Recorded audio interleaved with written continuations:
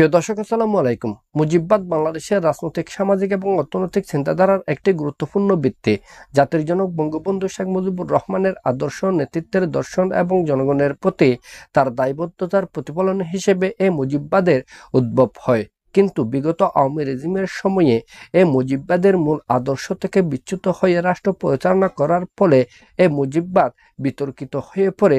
বর্তমানে জুলাই গণঅভ্যুত্থান পরবর্তী সময়ে নতুন রাজনৈতিক বাস্তবতায় এ মুজিববাদ একটি কলঙ্কিত অধ্যায় হিসেবে বিবেচিত হচ্ছে, অপ্রাসঙ্গিক একটি চিন্তাধারা হিসেবে বিবেচিত হচ্ছে। আজকে আমরা এই ভিডিওতে মুজিববাদ নিয়েই আলোচনা করব। মুজিববাদের মূলনীতি। মুজিববাদের প্রধানতম 4টি মূলনীতি রয়েছে।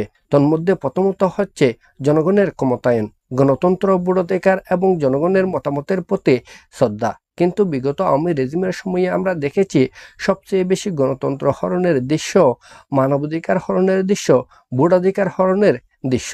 আমরা দেখেছি ওই সময়ে দিনের ভোট রাতে হওয়ার দৃশ্য এবং নামিদামির নির্বাচন।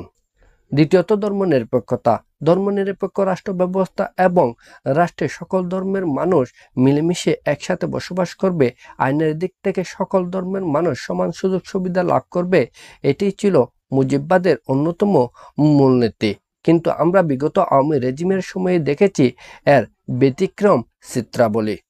তৃতীয়ত সমাজতন্ত্র এবং অর্থনৈতিক ন্যায় বিচার। দরিদ্র এবং প্রান্তিক জনগোষ্ঠীর উন্নয়নই মুজিববাদের অন্যতম মূল দর্শন। কিন্তু বিগত আওয়ামী রেজিমের সময়ে আমরা দেখেছি প্রান্তিক জনগোষ্ঠী দরিদ্র থেকে দরিদ্রতা হয়েছে শুধুমাত্র রাষ্ট্রের অকার্যকর ব্যবস্থার কারণে। আমরা ওই সময়ে দেখেছি প্রতিদিনই পরোক্ষ কর বৃদ্ধির নজির, যার ফলে জনগণের পকেট কাটা হয়েছে, দিনে দিনে মূল্যস্ফীতি বৃদ্ধি পেয়েছে।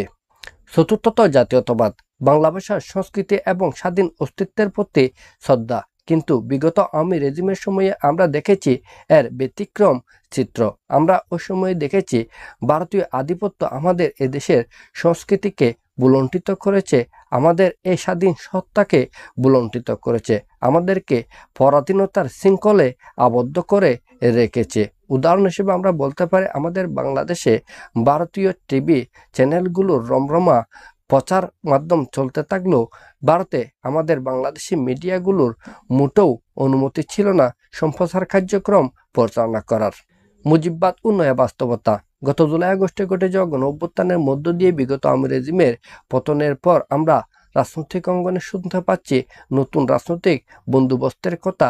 মুজিববাদের পরিবর্তে নতুন রাজনৈতিক সেটেলমেন্ট নিয়ে সামনের দিকে এগিয়ে যাওয়ার চিন্তার কথা।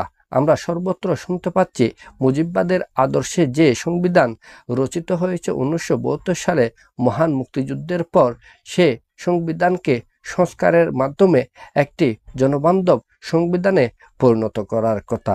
কিন্তু বর্তমান যে রাজনৈতিক নেতৃবৃন্দরা রয়েছেন তারা কতটুকু এই কাজটিকে সফলভাবে সম্পন্ন করতে পারবেন তা প্রশ্ন সাপেক্ষ বিষয়। কারণ ইতিমধ্যে তাদের ক্রিয়াকলাপের মাধ্যমে তারা জনগণের মাঝে বিতর্কিত হয়েছেন, তারা জনগণের আস্থা হারিয়েছেন।